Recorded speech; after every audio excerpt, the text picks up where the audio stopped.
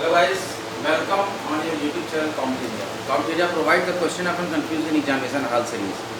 जब विद्यार्थियों को एग्जामिनेशन में माइन्यूट सी भी दिक्कत होती है तो उस पल पर, उस क्षण पर, हर एक क्षण पर कॉम्टेरिया एजुकेशन चैनल विद्यार्थियों के साथ, एस्पिरेंट्स के साथ, कंप्यूटर के साथ कंधे से कंधा मिलाकर खड़ा रहता है।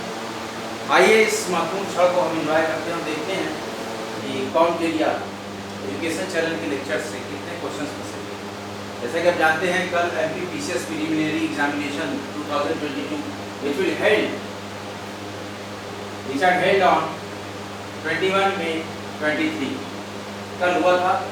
इसके सेंटर्स आए थे जबलपुर, इंदौर, नॉन लोकल्स के उज्जैन और भोपाल। हमारे बहुत से एस्पिरेंट्स यूपी के, बिहार के, झारखंड के, दिल्ली के, हरियाणा के, जो भी अदर स्टेट के स्टूडेंट्स हैं, उन्होंने इसी रिक्वायर्ड 4 सेंटर्स में एग्जाम दिए हैं। कमेंट बॉक्स में बताइएगा आपका सेंटर कहाँ पड़ा हुआ था।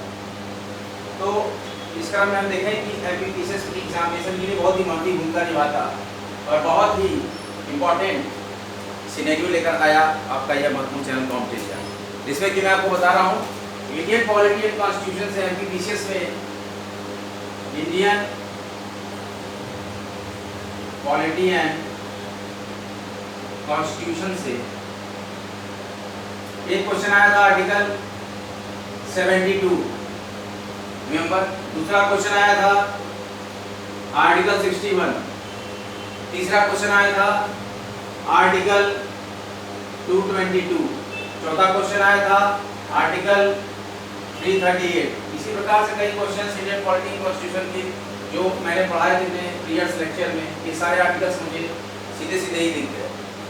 तो जब हमने क्वेश्चन पेपर का रिव्यू किया तो हमने देखा कि यहाँ पर काफ़ी अच्छे तरीके से कॉम्टेरिया एजुकेशन चैनल ने 4 क्वेश्चन सीधा सीधा ट्रैक हुआ है जो कि आर्टिकल बेस्ड है। उसके अलावा भी कई क्वेश्चंस कॉम्टेरिया question of confusion examination hall series से डायरेक्ट MPPCS एग्जामिनेशन में प्रीलिमिनरी में आए हैं। तो इसकी महत्ता आपको समझ में आ गई होगी कि question of confusion examination hall series, question of confusion examination hall series, confused इन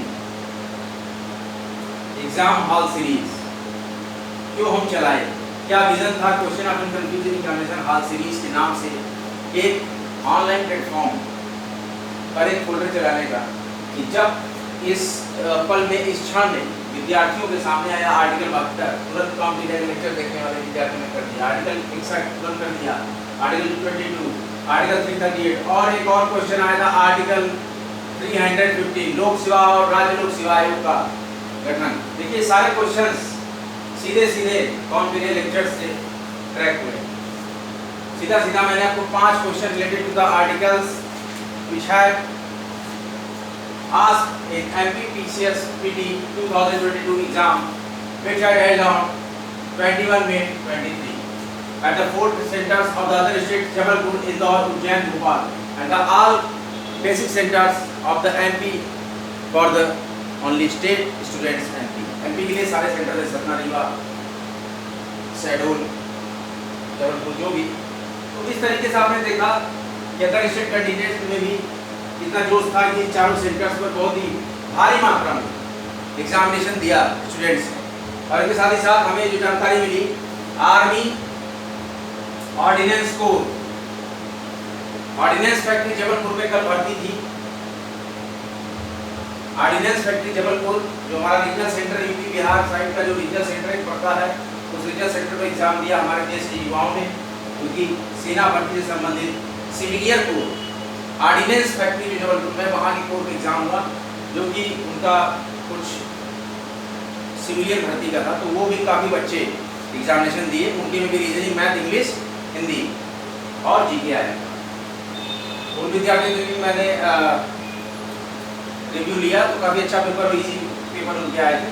इसी प्रकार से जो रहा कि MPPCS की एग्जाम 2022 का जो पेपर रहा उसमें काफ़ी अच्छी महत्वपूर्ण भूमिका और बहुत ही यूजफुल साबित हुआ आर्टिकल 72 कॉम्टेरिया लेक्चर से, article 61 already given, article 222 already कॉम्टेरिया लेक्चर्स, आर्टिकल 338 अर्लियर स्टडीड कॉम्टेरिया lectures, article 350 to 323 presently proceeded in कौन एरिया एजुकेशन सेंटर। इस प्रकार से मैं आपको कहता हूँ UP PCS, MP PCS, Haryana PCS और आगामी परीक्षा आपके रही उत्तराखंड पीसीएस। इसकी टेंटेटिव डेट, उत्तराखंड पीसीएस की टेंटेटिव डेट ऑफ एग्जामिनेशन 2 जुलाई 23 उत्तराखंड कैलेंडर में है, लेकिन मुझे नहीं लगता कि इस डेट पे एग्जाम हो पाएगा। अभी फॉर्म लाइव नहीं हुए हैं उत्तराखंड पीसीएस के, 1-2 दिन में लाइव हो जाएंगे, उसके बाद हम देखेंगे। आई होप अगस्त 23 में एग्जामिनेशन उत्तराखंड की नहीं हो जाएंगे। उत्तराखंड पीसीएस के लिए अगर आप तैयार हैं तो खूब अच्छे से यूके जीके पढ़िए, उत्तराखंड जीके पढ़ डालिए, समय है। एमपी पीसीएस में भी एमपी जीके की महती भूमिका थी, जिसमें कि श्योपुर से क्वेश्चन थे, श्योपुर। इसके बाद क्वेश्चन आए थे इंदौर से रिलेटेड, उसके बाद सिद्धो कानो से क्वेश्चन थे, और इसके बाद कान्हा किसली अभ्यारण्य से क्वेश्चन था, कान्हा किसली अभ्यारण्य इसका क्वेश्चन आया था। इसके साथ ही साथ एमपी के केतवा नदी की इसकी सहायक नदी है, केतवा की सहायक नदी कौन सी है, ये क्वेश्चन एक आया था। काफी क्वेश्चन एमपी पीसीएस में आए, तो काफी अच्छा क्वेश्चन पेपर जो कि कहा जाए बनाया गया एमपी पीसीएस द्वारा। तो इसी तरीके से आप तैयारी करिए और लगे रहिए आपके अपने एजुकेशन प्लेटफॉर्म कॉम के लिए बाय टीचर। अब हम आज का लेक्चर स्टार्ट करते हैं। प्रोजेक्ट्स रिलेटेड टू लैंग्वेज, राजभाषा के बारे में पढ़ना, ऑफिशियल लैंग्वेज राजभाषा। आर्टिकल 344(2) राजभाषा पढ़ रहे हैं। आर्टिकल 344 सब क्लास 2 हैव डिस्क्राइब। आयोग का यह कर्तव्य होगा, राजभाषा आयोग का, आयोग का यह कर्तव्य होगा कि राष्ट्रपति की अधोलिखित वह राष्ट्रपति की अधोलिखित, जो कि मैं बताऊंगा कि क्या क्या लिखा है, अधोलिखित शर्तों को के संबंध में खारिज करे।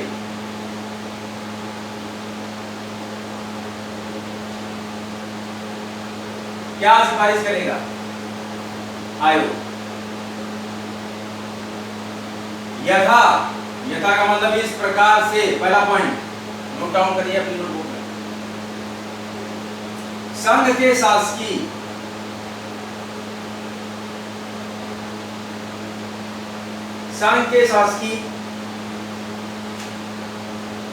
प्रयोजनों के लिए हिंदी भाषा, शासकीय प्रयोजन जो भी ऑफिशियल डॉक्यूमेंट में भाषा प्रयोजन के लिए हिंदी भाषा का प्रयोग किया जाए, यह आयोग की रिकमेंडेशन थी। हिंदी भाषा का अधिकाधिक प्रयोग, का अधिकाधिक मतलब अधिक से अधिक प्रयोग। देखिए बैंकों में भी राजभाषा दिवस मनाया जाता है, हिंदी में लिख दिए जाते हैं, हिंदी में काम करने के लिए प्रोत्साहित किया जा रहा है क्लर्क्स को, अकाउंटेंट्स को, असिस्टेंट मैनेजर को, पीओ को, सारे स्टाफ को प्रमोट किया जा रहा है कि आप अधिक से अधिक हिंदी को प्रमोट करें। हालांकि सारा सेकंड पॉइंट कि article 344 to describe the commission have duty कि वो राष्ट्रपति के अधोलिखित के संबंध में सिफारिश करे, जैसे कि संघ के शासकीय प्रयोजनों के लिए हिंदी भाषा का अधिक से अधिक प्रयोग करे। और क्या करे?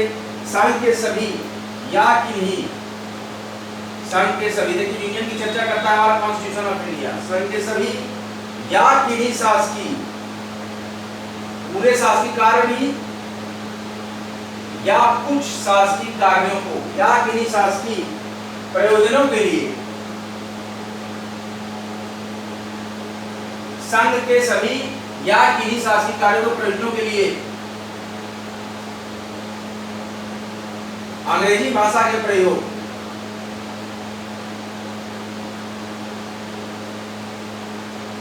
अंग्रेजी भाषा के प्रयोग पर निबंधन, पर निबंधन, निर्बंधन निर्बंधन। थर्ड पॉइंट जो होता है, आर्टिकल 344(2) के अकॉर्डिंग अगर कमीशन की ड्यूटी होगी कि वो राष्ट्रपति को, प्रेसिडेंट को अधोलिखित के संबंध में, ये जो सारे पॉइंट मैं लिख रहा हूँ इसको लिखते हैं कि इनके संबंध अधोलिखित जो हम लिख रहे हैं नीचे, इसके संबंध में सिफारिश करे। कौन? आयोग। किसको करेगा? राष्ट्रपति महोदय सिफारिश करेगा कि संघ के शासकीय प्रयोजनों के लिए हिंदी भाषा का अधिकाधिक प्रयोग किया जाए। आधिकारिक नहीं बोला मैं, अधिकाधिक, अधिक से अधिक, नॉट ऑफिशियल, अधिक से अधिक, मोर देन। और संघ के सभी या किन्हीं शासकीय प्रयोजनों के लिए अंग्रेजी भाषा के प्रयोग पर निर्बंधन। और क्या कहेंगे? सर्वोच्च न्यायालय और उच्च न्यायालय की, supreme Court, High court, supreme Court, High court की कार्रवाइयों में तथा सुनवाई जो होती है, केस करते हैं आप तो सुनवाई होती है, तो कार्रवाइयों में, और तथा का मतलब और संघ की और गणराज्य की, तथा का मतलब और जोड़ना, और गणराज्य की, रिपब्लिक, अधिनियमों तथा उसके अधीन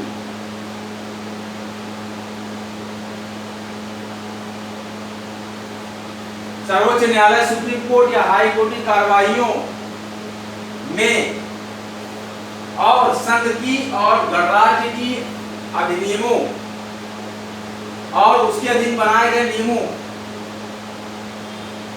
और उसके अधीन बनाए नियमों में प्रयोग की जाने वाली भाषा के विषय में प्रयोग की जाने वाली भाषा के विषय में सूचित करेगा कौन? आयोग। इसको? महामहिम राष्ट्रपति, राष्ट्रपति।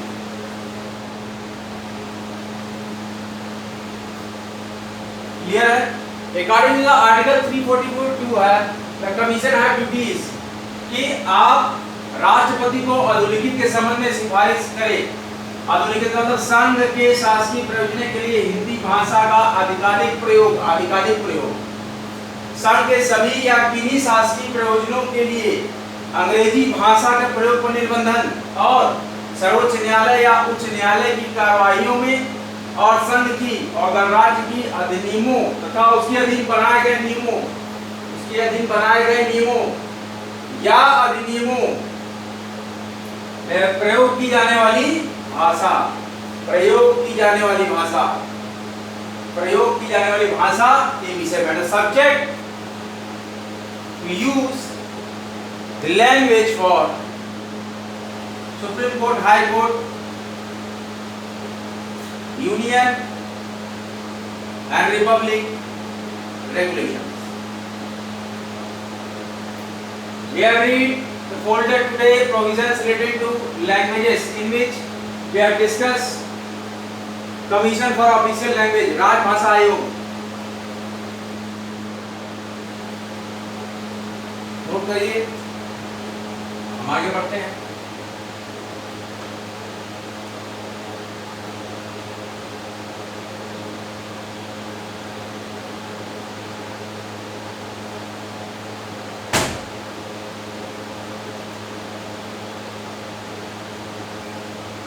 Provisions relating to language, भाषा संबंधी उपबंध, उपबंध का मतलब प्रोविजन, भाषा संबंधी उपबंध, भाषा संबंधी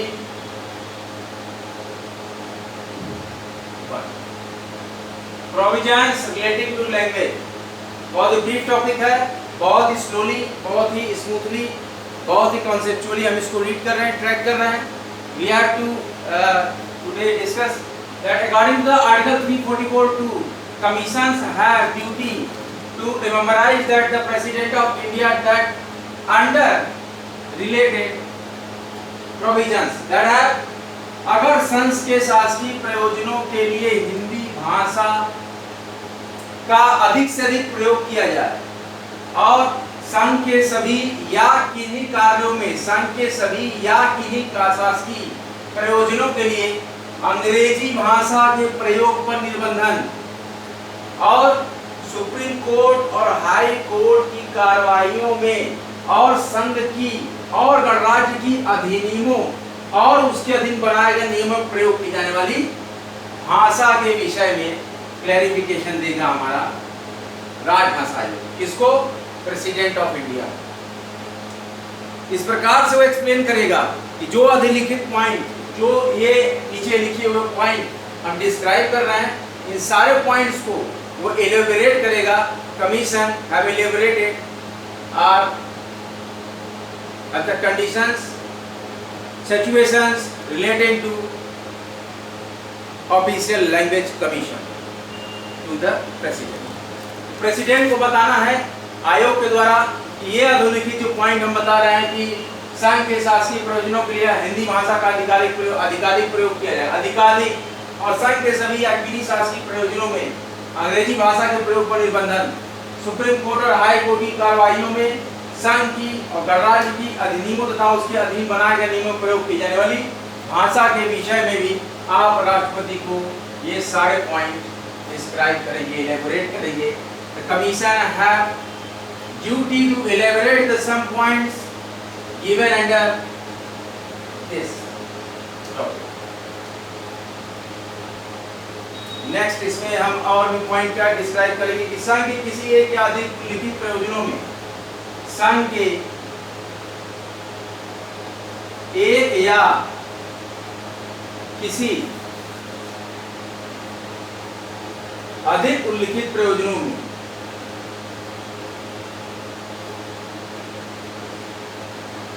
उल्लिखित मतलब इसका उल्लेख हमने करा है अभी, उन प्रयोजनों में से संघ के एक या एक से अधिक उल्लिखित प्रयोजनों के लिए प्रयोग की जाने वाली प्रयोजनों के लिए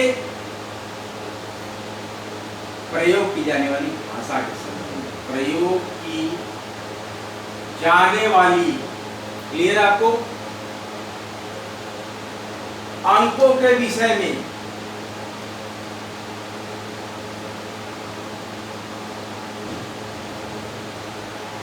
संघ के एक या एक से अधिक उल्लिखित प्रयोजनों के लिए प्रयोग की जाने वाली अंकों के विषय और संघ की राजभाषा के पॉइंट या दो लिखित पॉइंट चल रहे हैं। संघ की राजभाषा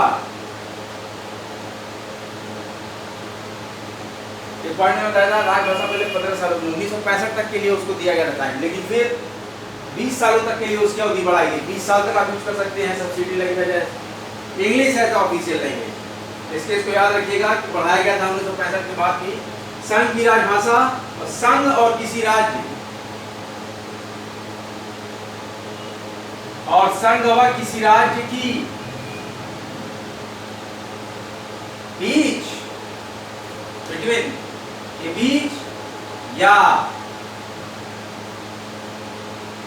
एक राज्य या दूसरे राज्य, क्लियर करिए, क्लियर कर लीजिए, संघ की राजभाषा या संघ और किसी राज्य की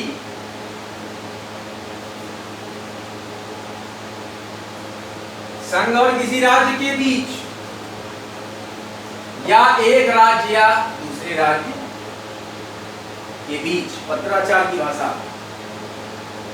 बहुत अच्छा पॉइंट, बीच पत्राचार, दिस इज मीन कम्युनिकेशन, पत्राचार कम्युनिकेशन, बीच पत्राचार कम्युनिकेशन,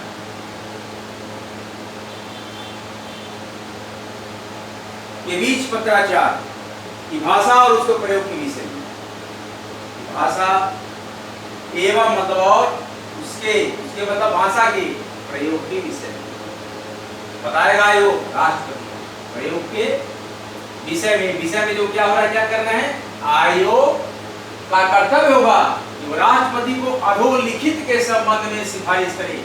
यथा इस प्रकार से, अधोलिखित कौन है, ये पॉइंट्स हैं जो चल रहे हैं कंटिन्यूअसली।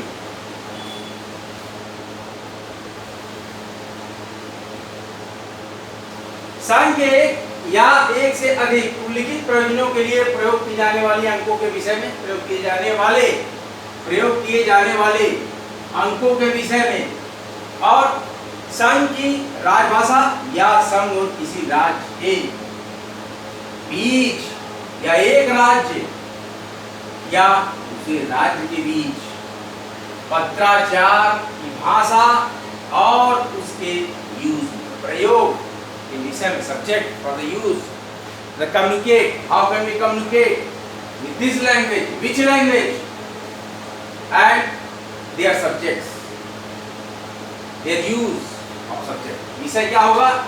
भाषा, किस भाषा में पत्राचार करे, in which language the state communicate between together, और in which language the union communicate with the states, और in which language union their official language. तीन कंडीशन यहाँ पे आ रही है अधोलिखित कंडीशन में, ध्यान दीजिए। संघ की राजभाषा या संघ व किसी राज्य के बीच एक राज्य, संघ और राज्य के बीच एक राज्य, मतलब कि कोई एक राज्य और संघ, और एक राज्य और दूसरा राज्य, म्यूचुअल, आंध्रा और तेलंगाना, यूपी और बिहार, इस तरह से दो राज्यों के बीच में जो कम्युनिकेशन होगा, जो पत्राचार होगा, बातचीत होगी, इन कन्वर्सेशन का जो लैंग्वेज होगा, विच लैंग्वेज, ये डिस्क्रिप्शन देगा आयोग, किसको?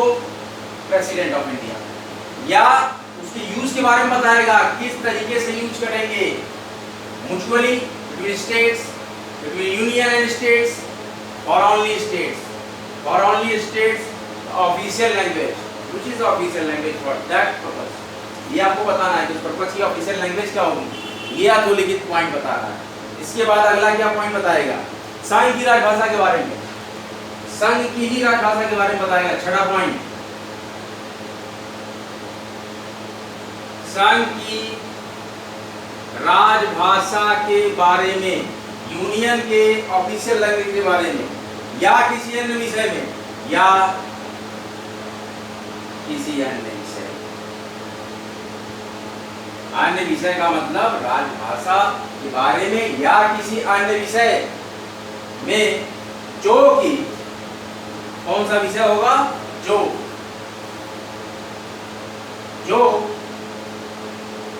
राष्ट्रपति आयोग को सौंपे,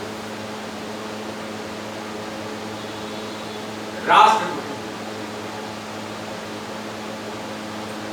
आयोग को सौंपे का मतलब जो काम देंगे उस काम के परिप्रेक्ष्य में संघ की राजभाषा के बारे में या किसी अन्य सब्जेक्ट के बारे में, या और ऐसे सब्जेक्ट जो कि प्रेसिडेंट देगा कमीशन। किस कमीशन के? Official language commission. हम पढ़ रहे हैं राजभाषा आयोग, ध्यान दीजिएगा। अब मैं इसको रिलीज कर रहा हूँ। I hope you all note down the some important points in your notebook.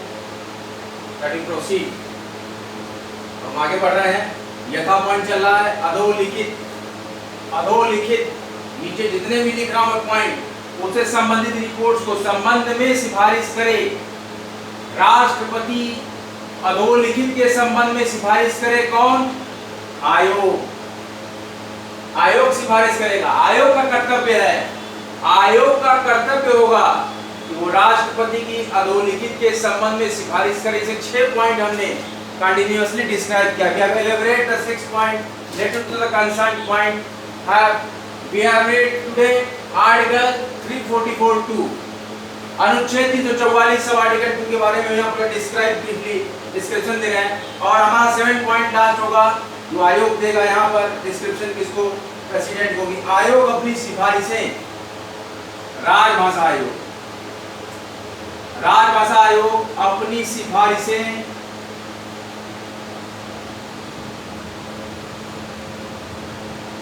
राजभाषा आयोग अपनी सिफारिशें राष्ट्रपति के समक्ष प्रस्तुत करने के लिए, राष्ट्रपति के समक्ष सामने प्रस्तुत करने में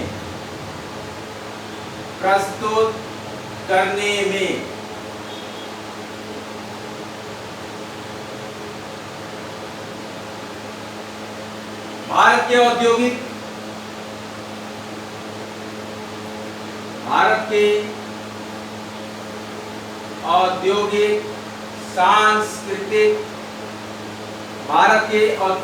सांस्कृतिक वैज्ञानिक उन्नति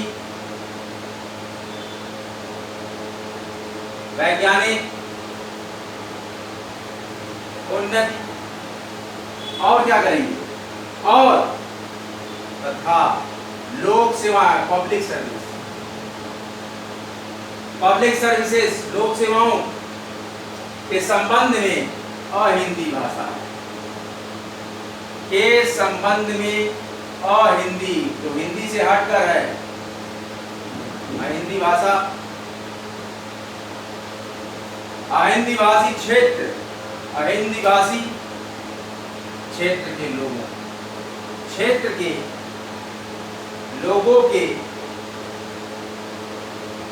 मतलब पीपुल्स, न्याय उचित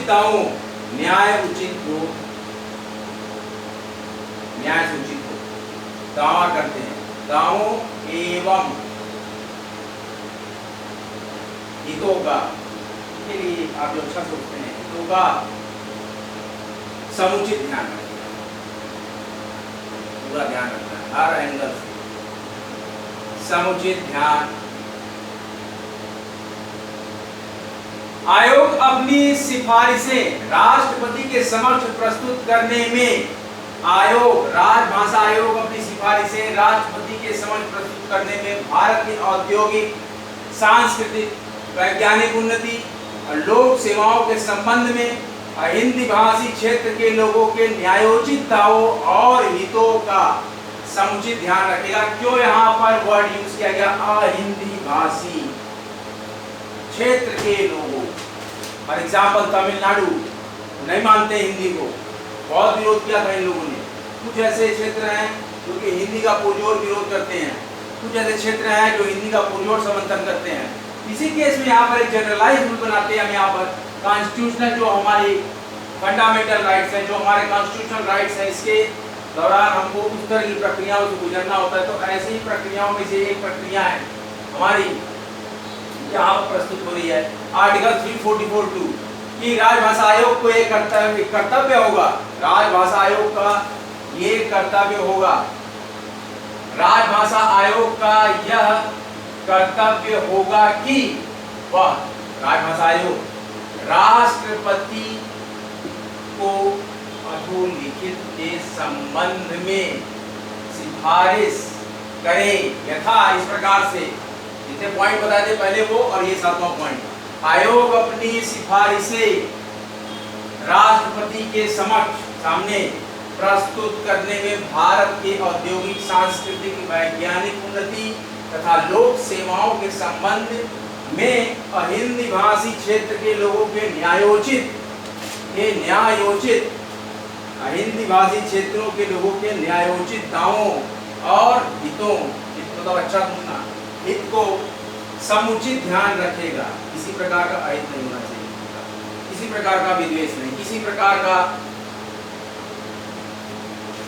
विपरीत व्यवहार नहीं। इस प्रकार से यहाँ पर आर्टिकल 344(2) को हमने पूरी तरह से ब्रीफली डिस्क्राइब किया। आज का लेक्चर आपको कैसा लगा कमेंट बॉक्स में लिखिएगा, बताइएगा कि जो लेक्चर्स हमने आज यहाँ पर परफॉर्म किया वो कैसा लगा।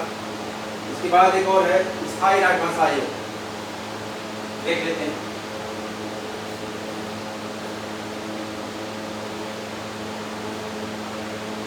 बहुत ही अच्छा एक्सपीरियंस रहा आज के इस लेक्चर का, और जो एक्सपीरियंस हमने आपको बताया एमपीपीसीएस और Uttarakhand PCS upcoming examination calendar है released prior by UKPSC, Uttarakhand Public Service Commission have to announces their dates of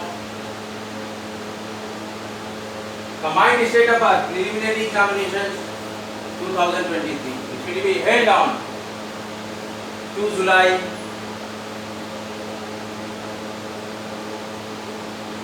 2023.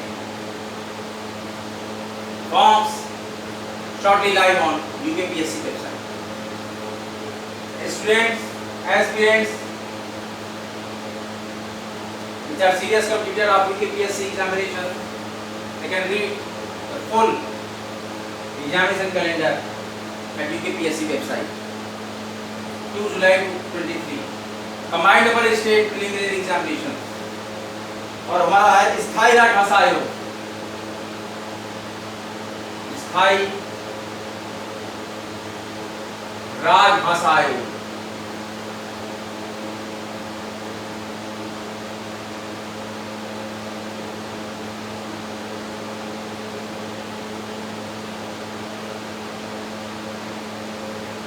स्थायी राजभाषा आयोग क्या है? प्रथम राजभाषा आयोग ने तो पढ़े थे, प्रथम राजभाषा आयोग ने शब्दावली के विकास के लिए, शब्दावली होती है उसके आधार पर तो आप भाषा बोलेंगे, शब्दावली के विकास के लिए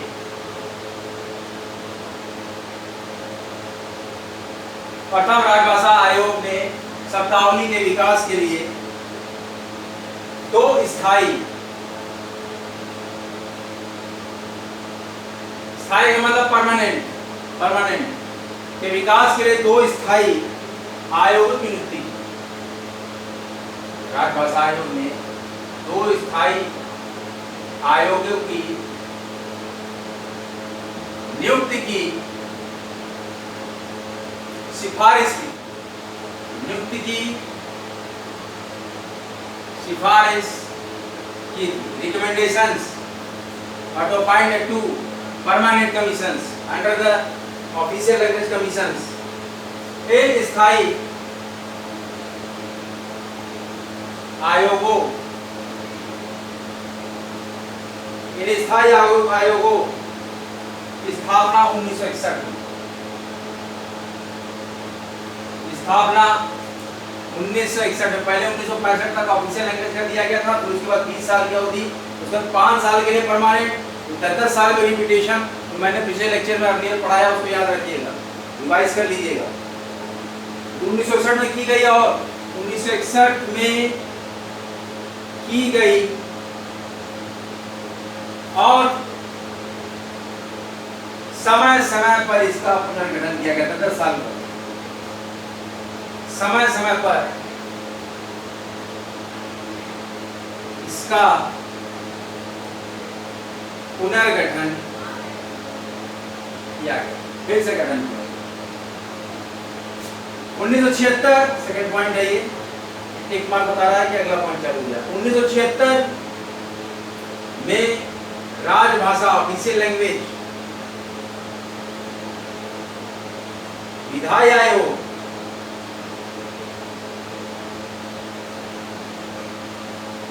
लेजिस्लेटर कमीशन को समाप्त कर दिया गया, समाप्त किया गया। वो 75 तक अवधि थी, 76 में समाप्त कर दिया गया, आयोग को समाप्त कर दिया गया। याद रखा करिए आप लोग क्लियर लेक्चर्स को, 75 तक के लिए था पहले, अब 76 में राजभाषा विधायी आयोग को समाप्त कर, विधान के थ्रू बनाता है इसलिए विधायी लेजिस्लेटर समाप्त कर दिया गया। और अर्थात और दूसरा आयोग, और दूसरा आयोग अर्थात, अर्थात का मतलब ये जो अर्थ निकलता है कि वैज्ञानिक और तकनीकी, जैसा कि हमने बताया था, वैज्ञानिक और तकनीकी शब्दावली, और तकनीकी शब्दावली का प्रयोग, तकनीकी शब्दावली आयोग, यही आयोग का नाम, वैज्ञानिक एवं तकनीकी शब्दावली आयोग। अब भी मानव संसाधन विकास मंत्रालय, अब भी, अभी की बात हो रही है, अब भी मानव संसाधन विकास मंत्रालय के अंतर्गत, विकास मंत्रालय के अंतर्गत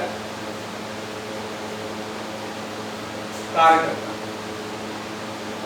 इसके अधीन कार्य करता है, अधीन के अधीन है कार्य करता है। फर्स्ट पॉइंट, स्थायी राजभाषा आयोग, परमानेंट ऑफिशियल लैंग्वेज कमीशन। प्रथम राजभाषा आयोग ने शब्दावली के विकास के लिए 2 स्थायी आयोगों सिफारिश की थी। इन स्थायी आयोगों की स्थापना 1961 में की गई और समय समय पर इसका पुनर्गठन किया गया। 1976 में राजभाषा विधायी आयोग को समाप्त कर दिया गया और दूसरा आयोग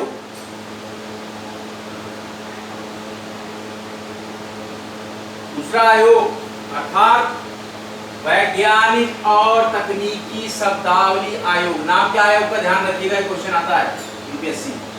वैज्ञानिक और तकनीकी शब्दावली आयोग अब भी मानव संसाधन विकास मंत्रालय के अंतर्गत कार्य कर रहा है। अब भी कार्य कर रहा है। आज का लेक्चर यहीं तक। आज की जो महत्वपूर्ण हमने बताई उपलब्धि रही कॉम्पिटिटिव एजुकेशन चैनल की, एमपीपीसीएस में कॉम्पिटिटिव एजुकेशन चैनल से 7 से 8 नंबर से, क्योंकि काफ़ी हर्ष का समाचार है। इसी तरह से बने रहे, जमे रहे, अपना प्रेम स्नेह बनाए रखें। उन्नति के, संघर्ष के, समस्या की, चुनौती की, शैक्षणिक गतिविधियों के, सिलेक्शन के हर एक क्षण पर, हर एक कण में सभी प्रतियोगी के साथ, कॉम्पिटिटर्स के साथ, एस्पिरेंट्स के साथ कंधे से कंधा मिलाकर कॉम्पिटिटिव आईटी चैनल हमेशा सदैव खड़ा है। वो भी आपको एजुकेशनल हेल्प की जरूरत हो, शिक्षा के लिए कोई कॉन्सेप्ट, कोई नॉलेज की जरूरत हो, बेहिचक कमेंट बॉक्स में कमेंट करें। बने रहे, जमे रहें। Study hard, get success. Study harder and harder and achieve your goal. सभी पढ़े, सभी बढ़े। Free education world wide. और हमारा महत्वपूर्ण टैगलाइन है स्टडी सिलेक्शन पर। अगला लेक्चर लेके बहुत जल्द आपके समक्ष मैं प्रस्तुत होऊंगा। तब तक के लिए जय हिंद, जय भारत। वीडियो को लाइक करते रहें, कॉम्पिटिटिव आईटी चैनल को सब्सक्राइब करते रहें। जय हिंद, जय भारत।